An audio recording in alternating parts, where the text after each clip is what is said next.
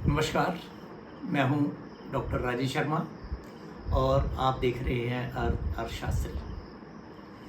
आज के इस वीडियो में मैं 25% जो टैरिफ लगाया है अमेरिका में और डेड इकॉनमी से रिलेटेड अपने विचार रखूंगा।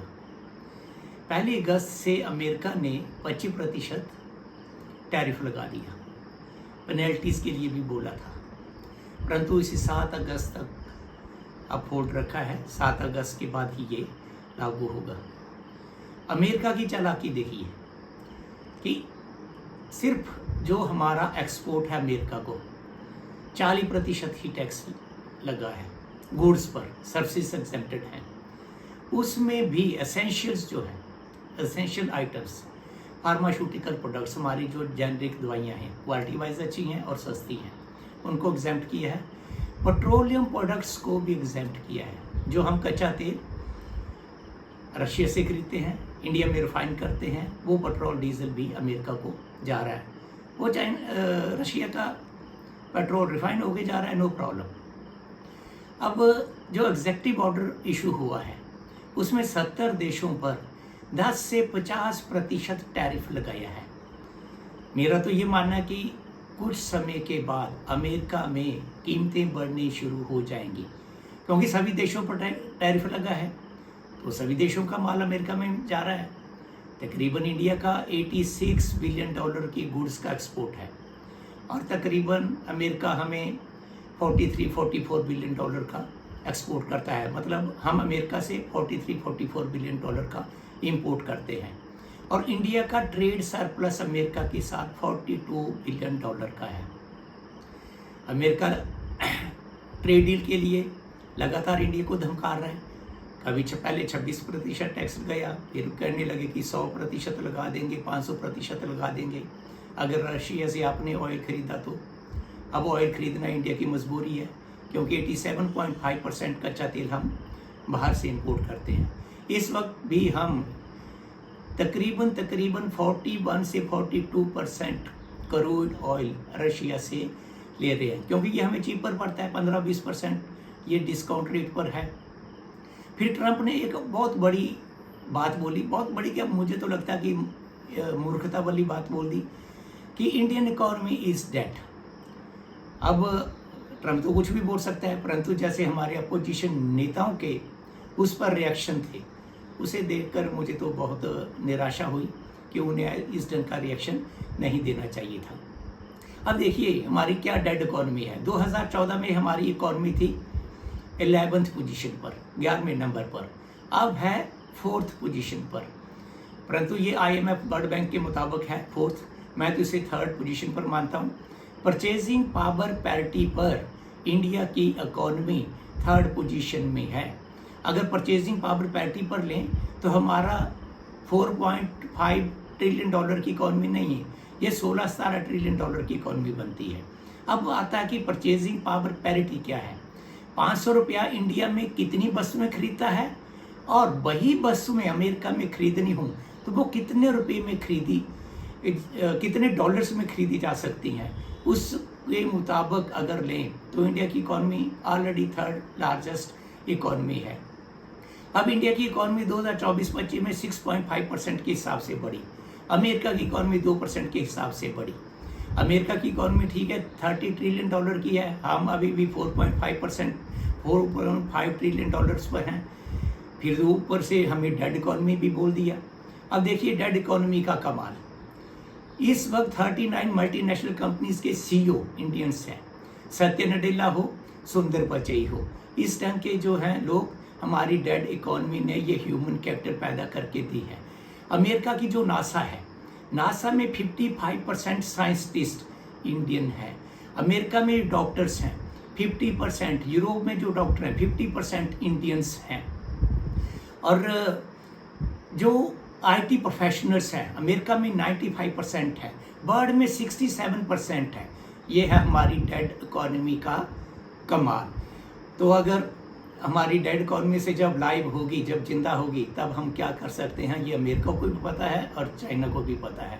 2045 से 2050 के बीच हम नंबर 2 और नंबर 1 के लिए स्ट्रगल कर रहे होंगे और अमेरिका नंबर 3 पर होगा। ये मेरा अपना अनुमान है और एनालिसिस है।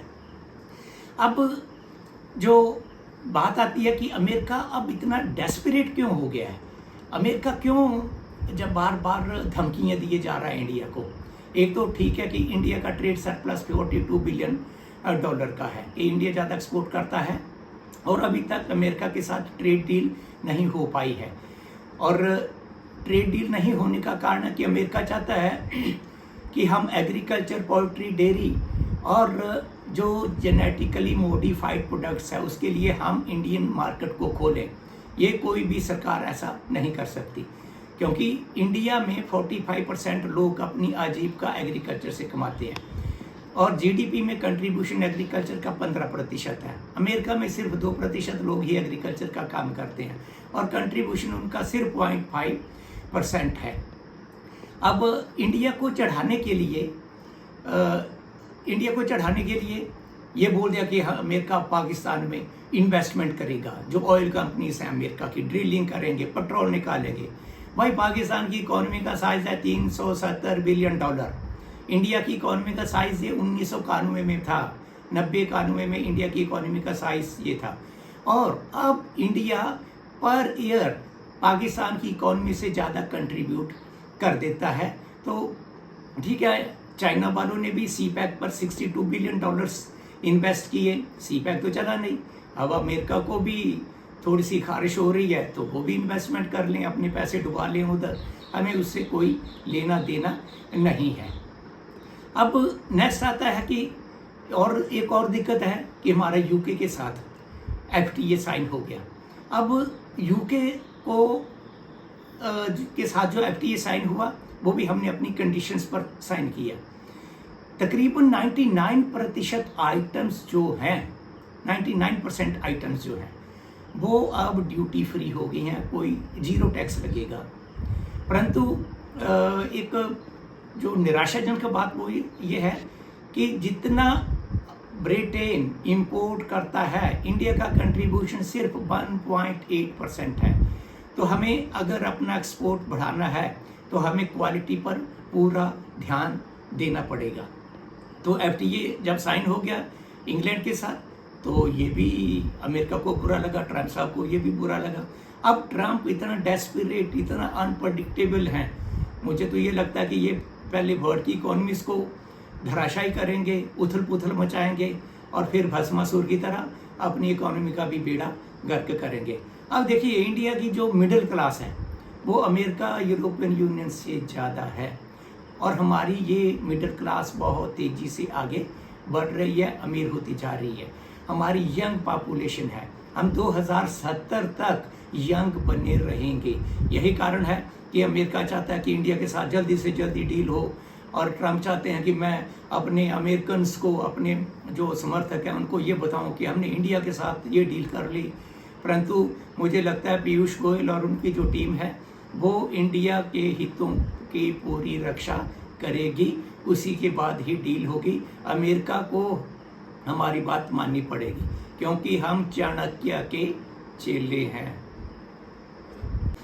मैं तो अमेरिका की ये जो धमकियां हैं इनको बेकअप कॉल भी मानता हूँ, अपॉर्चुनिटी भी मानता हूँ। देखो पहले डोकलाम हुआ, फिर गलवान क्राइसिस आया और उस समय 2020 की बात है, कोरोना भी चल रहा था। ग्लोबल टाइम्स, चाइना का अखबार, बार बार इंडिया को धमकियां दे रहा था, 1962 को याद करो, ये करो वो करो, हम ये कर देंगे वो कर देंगे। हम 4 साल डटे रहे और उसके बाद चाइना को पीछे हटना पड़ा। तो हमने चाइना और संसार को अपनी मिलिट्री की ताकत दिखा दी। ऑपरेशन सिंदूर हुआ, हमने अपने जो स्वदेशी जो भी वेपन्स बनाए थे उनकी ताकत दिखा दी, जैसे आकाश तीर, BrahMos missile, advance radar system, इनकी हमने ताकत दिखा दी और अब हम इनका सारे संसार को निर्यात करेंगे। एक इंडिया का एक पॉलिसी मुझे अच्छी लगी, जैसे जैसे धमकियां आ रही हैं अमेरिका से, इंडिया कोई भी रिएक्शन नहीं दे रहा है, रिएक्शन नपातुला दे रहा है, बिना नाम लिए दे रहा है। ये चाणक्य से ही हमने सीखा है कि पावरफुल मूर्खता अगर कोई करे तो उस बेटर है कि जवाब नहीं देना चाहिए। अब एक और मैं इंसिडेंट्स की बात करता हूँ। यूरोपियन यूनियन ने न्यारा एक इंडियन रजिस्टर्ड कंपनी है और उसमें रोसनेफ्ट जो ये रशिया की एक ऑयल कंपनी है, उसने 49% शेयर लिए हैं और उन पर उन्होंने सैंक्शंस लगा दी। सैंक्शंस का असर ये हुआ कि माइक्रोसॉफ्ट ने सर्वर और उनको जो सेवाएं देती थी वो बंद कर दिया। तो ये प्रॉब्लम इंडिया को कल को आ सकती है कि अगर हमारी कुछ कंपनीज अगर सैंक्शंस अमेरिका लगाता है तो हो सकता है माइक्रोसॉफ्ट, गूगल या बाकी ये सर्विस प्रोवाइडर्स जो हैं वो हमें प्रॉब्लम्स क्रिएट कर सकते हैं, क्योंकि अमेरिका का बिहेवियर बिल्कुल अनप्रडिक्टेबल है। और ट्रंप ने तो अमेरिकन प्रेसिडेंट की जो पोजीशन है, जो उसकी प्रेस्टीज थी, उसे इतना डाउन कर दिया है मैं बता नहीं सकता, आप सभी जानते हैं। और अमेरिका की जो था कि उसको भी धूमिल करके रख दिया। अमेरिका को ये भी पता होना चाहिए कि क्वाड में इंडिया की ज़रूरत है। साउथ चाइना सी में चाइना का मुकाबला सिर्फ इंडिया ही कर सकता है और इंडिया को चाहिए, भारत सरकार को चाहिए कि अपनी रिसर्च और डेवलपमेंट पर फोकस करे, ज़्यादा से ज़्यादा रिसोर्सेज प्रोवाइड करे, डिजिटल इंफ्रास्ट्रक्चर बनाए, डाटा सेंटर्स बनाए और अमेरिका और चाइना पर जो डिपेंडेंसी है उनको कम करें। हाँ, अमेरिका को बातचीत में अंगेज रखे और अपनी कंडीशंस पर ही जो है ये डील साइन करें। कंप्रोमाइज़ करने की कोई ज़रूरत नहीं है। शॉर्ट पीरियड के लिए हमारा नुकसान हो सकता है, परंतु हम उतने इंडियंस उतनी पेन उठाने के लिए तैयार है, क्योंकि हम गरीबी से निकल के आए हुए देश हैं। तो हमें कोई ज़्यादा फर्क पड़ने वाला नहीं है, क्योंकि हमारे पास टैलेंटेड मैन पावर है। और दूसरा, ह्यूमन कैपिटल को ज़्यादा बेटर बनाने के लिए, क्योंकि इंडिया की जो ह्यूमन कैपिटल है वो चीप भी है और वेस्ट भी है, तो इसको ज़्यादा और निखार देने के लिए आईआईटी का जाल और बिछाया जाए। आईआईएम, एम्स और सर्च डेवलपमेंट इंस्टीट्यूशंस, इनको ज़्यादा रिसोर्सेज प्रोवाइड किए जा सकें। 80 करोड़ लोगों को फ्री राशन देने की ज़रूरत नहीं है। जब देश पर कोई समस्या आती है तो ये फ्री राशन और बिल्कुल सब्सिडाइज राशन देने की ज़रूरत नहीं है। इस वक्त 3 लाख करोड़ रुपया सब्सिडाइज और फ्री राशन देने में खर्च किया जा रहा है। 50,000 करोड़ वहाँ से उठाइए और रिसर्च डेवलपमेंट पर लगाइए। हमारे जब तक ह्यूमन कैपिटल टॉप क्लास की होगी, चीप होगी, संसार को हमारे आगे नतमस्तक होना ही पड़ेगा। दूसरा, हमारी इकोनॉमी एक्सपोर्ट बेस्ड नहीं है, कंजम्पशन बेस्ड इकोनॉमी है हमारी। हम जापान, चाइना, वियतनाम की तरह एक्सपोर्ट पर टिके हुए नहीं हैं। और हमें ये जो टैरिफ लगा है इसका जो नुकसान होगा, मुझे तो लगता है ये 40-42 बिलियन डॉलर पर है, 40% पर है, और इस पर भी मुश्किल से 15-20 बिलियन डॉलर का नुकसान हो सकता है। परंतु हम लेटिन अमेरिकन, अफ्रीकन कंट्रीज और हमारे प्राइम मिनिस्टर मोदी 2-4 जब राउंड लगा देंगे वर्ल्ड के, तो ये जो नुकसान है अमेरिका के साथ उसकी हम भरपाई कर लेंगे।